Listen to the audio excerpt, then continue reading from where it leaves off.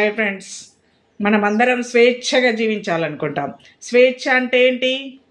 మనకు నచ్చినట్టుగా మనం బ్రతకడం. అంటే ఈ స్వేచ్ఛ ఉందని ఏదైనా చేయొచ్చా? తినడం, తిరగడం, పేకాడడం, ఇంకెన్నో ఉన్నాయి. మనకు స్వేచ్ఛ అంటే ఏంటి? మన స్వేచ్ఛ ఇంకొకరి స్వేచ్ఛను హరించలేనప్పుడే మనం స్వేచ్ఛము అనుభవించినట్టు, ఆనందాన్ని పొందినట్టు. అలా కాకుండా మన స్వేచ్ఛ, పొగ తాగేవాడు ఉన్నాడు, ఇతరులకి ఇబ్బంది అవుతుంది, ఇతరుల స్వేచ్ఛను హరించావు, అది నీ స్వార్థం, స్వేచ్ఛ కాదు. బాగా డ్రైవింగ్ చేసేవారు ఉన్నారు, ఇష్టం ఉన్నట్టు వెళ్ళి ఎవరికో యాక్సిడెంట్ చేస్తావు, నీ స్వేచ్ఛ కాదు, నీ ఆనందం కోసం ఇంకోని స్వేచ్ఛని బతికిని నాశనం చేస్తావు. స్వేచ్ఛ అంటే ఏంటి?